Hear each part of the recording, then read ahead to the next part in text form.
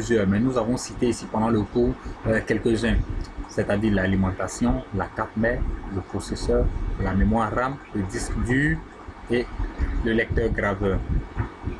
Nous commençons avec d'abord une vue interne de l'ordinateur. Donc quand vous ouvrez votre ordinateur, vous vous rappelez en salle machine, quand on a des boîtiers sur lesquels on appuie le bouton Power. Donc c'est ce boîtier là qui est représenté devant vous ici. Nous avons une vue interne. Donc on a ouvert un côté du boîtier et on a une vue interne. Tous les éléments qu'on va présenter se retrouvent dans ce ensemble de composants que vous voyez. On va passer encore pour l'intérieur, une vue interne. Voici quelques composants détachés par rapport à et les endroits où vous les trouvez affichés là. Ici l'alimentation. L'alimentation, c'est par là où on branche le câble qui quitte sur le secteur, le courant. Donc on branche le câble venant du secteur sur ce boîtier là et lui il fait sortir le courant, mais à petit voltage, de petite tension ici. Donc le grand courant rentre ici et puis on fait sortir de petits courants ici pour alimenter les différents composants, les autres composants qu'on verra. Donc lui, c'est son rôle qui est là. Il récupère le courant du secteur, il récupère le courant du secteur et il distribue en de petits courants par rapport aux besoins de la machine. C'est bon. Ici, nous avons la carte mère. La carte mère. Le mot mère, ça inspire déjà la fédération, le regroupement. Donc ici, ça joue un peu le même rôle. La carte mère, sur cette carte mère là, tous les composants sont reliés à cette plaque là. C'est cette plaque là qui s'appelle la carte mère. Donc vous avez la carte mère avec les différents slots où on va brancher les autres composants dont on va parler. Ici on a la place du processeur, les mémoires RAM, les cartes PCI. On n'en parlera pas, mais c'est bon de le savoir quand même. Donc retenez que la carte mère, c'est sur cette plaque là, c'est la plaque. C'est un circuit imprimé. C'est un circuit imprimé, c'est une plaque où nous avons des tracés dessus. Ce sont des, en quelque sorte, vous voyez ça comme des routes par rapport auxquelles les composants communiquent. Donc si je branche quelque chose ici, il faudrait que cet élément là puisse communiquer avec par exemple quelque chose qui est ici. Donc il y a des routes qui sont tracées sur la carte mère qui permet à ces éléments là de communiquer. C'est bon. Donc voici une vue encore de la carte mère avec le nom des différents emplacements. Le processeur, on a dit ici au cours que le processeur c'était le cerveau de l'ordinateur. Pourquoi est-ce qu'on dit c'est le cerveau de l'ordinateur? Parce que c'est dans cet endroit là que se passent tous les calculs, tous les calculs de l'ordinateur.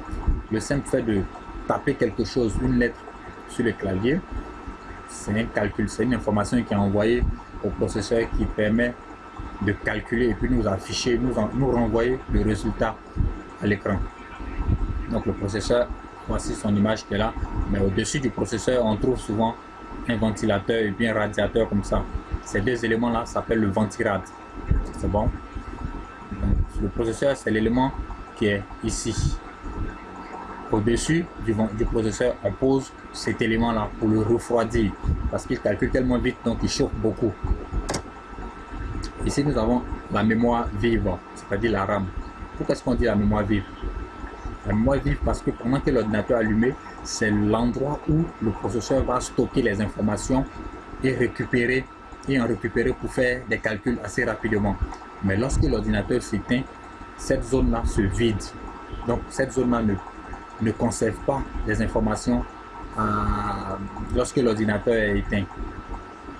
Bon, voilà. Donc c'est le composant qui est le plus rapide, assez rapide pour pouvoir communiquer avec l'ordinateur. Donc c'est la mémoire RAM que vous voyez là. Ici nous avons le disque dur, en d'autres termes la mémoire de masse. Pourquoi la mémoire de masse? Parce que c'est une mémoire de grande capacité. Elle est grande, mais elle n'est pas assez rapide comme la mémoire qui vient de passer. Donc elle, son rôle, c'est de conserver, d'enregistrer les informations. On a d'autres types de disques que je n'ai pas encore présenté ici, mais je pense avoir présenté ce disque-là dans le cours. Donc retenez seulement que le disque dur permet de stocker les informations. Ici, nous avons le lecteur graveur. Bon, avec l'avènement des clés USB, il n'est plus très utilisé. Voilà, donc les clés USB ont eu raison des lecteurs CD. Voilà. Maintenant, les périphériques.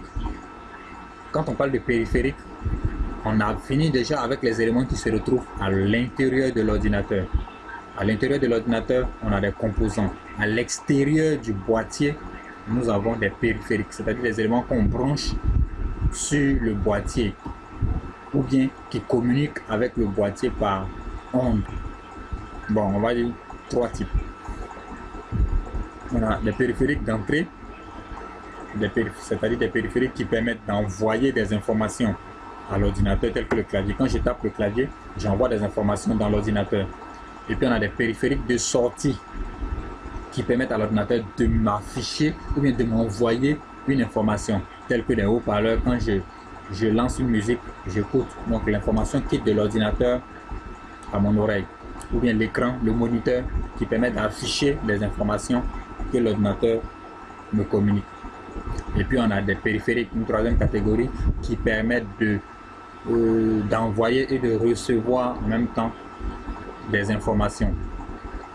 Nous avons comme quoi, par exemple, nous avons des écrans qui sont tactiles, qui nous permettent de voir ce qui se passe dans la machine et qui nous permettent d'agir directement en cliquant sur ces éléments-là. Il y en a d'autres encore, mais je vous laisse chercher. Voici une vue bref des périphériques les plus connus. Nous avons le clavier, la souris, le moniteur, une webcam, un camoscope, un projecteur, des enceintes, une clé USB. Donc voici un peu, quand on parle de périphériques, ce sont les éléments qui viennent se brancher à l'unité centrale qu'on a au milieu là. Voici une vue du boîtier, une vue de derrière. Nous avons les différents ports. C'est par rapport à ces ports là que nous branchons les différents périphériques. Nous avons des ports série, des ports PS2, des ports parallèles, des ports USB, des ports joystick, voilà, des ports de la carte son, etc. Ok, donc sur ce, nous avons fini la première étape